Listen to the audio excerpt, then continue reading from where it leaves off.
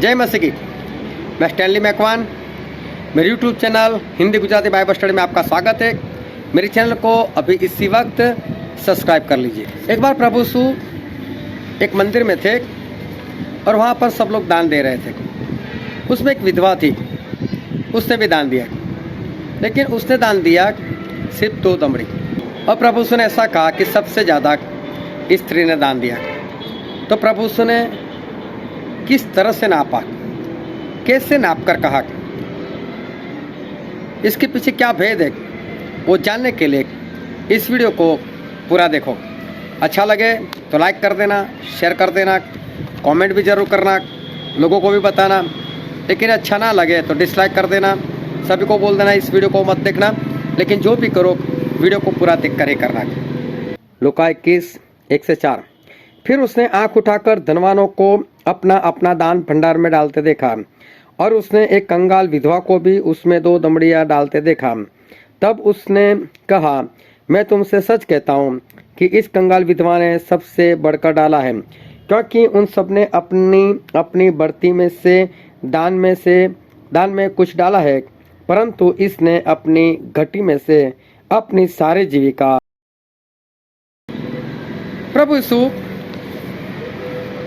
एक बार एक चर्च में खड़े थे। अभी चर्च में कैसा होता है कि चर्च की कई ज़रूरतें होती है, जैसे माइक सिस्टम को लेकर, लाइट सिस्टम को लेकर, कीबोर्ड, ड्रम सेट, वो सबको देखना, फिर कुछ मरम्मत, ये वगैरह काफ़ी खर्चा रहता है। तो पास्टर क्या सोचते हैं कि हर प्रोजेक्ट के लिए उनके पास अच्छा दान आए, अच्छा दान आए, अच्छा दान आए। एक चर्च में जब मैं बैठा था और वो चर्च को नया बनाने का प्रयत्न कर रहे थे, तो पास्टर साहब ने वहाँ पर ऐलान किया, जो 1 लाख से ज़्यादा दान देगा तो उस चर्च के बाहर वाली दीवार पर उसका अलग से पत्थर रख दिया जाएगा। पूरा एक पत्थर ही उसका, उस पत्थर पर लिखा जाएगा कि भाई साहब ने 1 लाख रुपये या 1 लाख रुपये से ज़्यादा दान दिया है। और बोले 50,000 से 1 लाख तक अगर कोई दान देगा, उन सभी के लिए एक ही पत्थर। अगर 10 लोग ने दिया तो 10 लोगों का एक ही पत्थर पर नाम बोले कुरेद कर रख दिया जाएगा। अभी ऐसा क्यों? ताकि लोग ज़्यादा से ज़्यादा पैसा दे, ज़्यादा से ज़्यादा पैसा दे, और पास्टर की जो ज़रूरत है वो ज़रूरत पूरी हो। तो पास्टर तो यही चाहता है कि ज़्यादा से ज़्यादा पैसा मिले। अभी बहुत लोग जो थे वो ज़्यादा ही पैसा रख रहे थे। तो ये वचन में जिस तरह से हमने पढ़ा, तो वहाँ पर बहुत लोग बहुत कुछ रख रहे थे। सबसे कम रखा था एक विधवा ने, सिर्फ 2 दमड़ी। अगर प्रभु से तो बोल दिया कि इसे सबसे ज़्यादा दिया, लेकिन अगर पास्टर को बोलते ना, तो पास्टर तो बोल देता कि ये कौन सा ज़्यादा है, और अगर ये ज़्यादा भी है आपके हिसाब से, तो मुझसे कौन सा फ़ायदा हुआ। तो पास्टर को तो कोई फ़ायदा नहीं होता ऐसे, पास्टर को तो अमाउंट में ज़्यादा चाहिए। एक बार एक भाई साहब जो है वो चर्च में दान डाल रहा था, तो उसने अपने पिछली जेब में हाथ डाले और पर्स निकाला, और पर्स में से पैसे निकाले तो 500 रुपये की 4 नोट जो है पीछे गिर गई। तो पीछे वाले ने उठा ली, तो उसने उस भाई साहब को हाथ लगाकर वो पैसे दे दिए। और तभी वो दान देने वाला उसी रो में आया था, उसी लाइन में आया था। तो जिसको पैसे दिए, जिसके गिरे हुए थे, उसने क्या समझा मालूम है कि वो पीछे वाला जब पैसा निकालने गया होगा और देर हो गई होगी, तो दान वाला मेरे पास आ गया, इसलिए वो अपने पैसे मुझे दे रहा है डालने के लिए, तो उसे पैसे वो अंदर डाल दी। अभी जब चर्च ख़त्म हो गया तो वो सोच रहा था कि यार कितना दान डालता है, कितना देता है। तो दोनों बाहर मिल गए। तो जिस भाई साहब ने पैसे दिए थे, जिसने दान में डाले थे, वो भाई साहब दूसरे को बोलने लगे, भाई साहब आपका मन बहुत बड़ा है। बोले क्या हुआ? तो बोला आपने कितना बड़ा दान डाला? बोले मैंने तो नहीं डाला। तो बोला आपने तो मुझे तो दिया डालने के लिए। अरे मैंने आपको दान डालने के लिए नहीं दिया था, वो पैसे तो आपकी जेब से पड़े थे, मैंने तो आपको दिए। वो तो मैं सोच रहा कि आप कितने उदार दिल के हो कि इतना ज़्यादा दान डालते हो। और बोला पहले उसने बोला चाहिए, मेरे इतने पैसे अंदर चले गए, दान में चले गए। वो कुड़कुड़ाने लगा।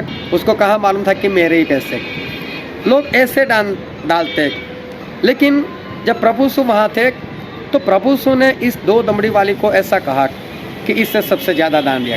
कारण भी बताया कि सब लोगों ने अपने पास जो था उनमें से कुछ डाला, लेकिन इस स्त्री ने सब कुछ डाल दिया।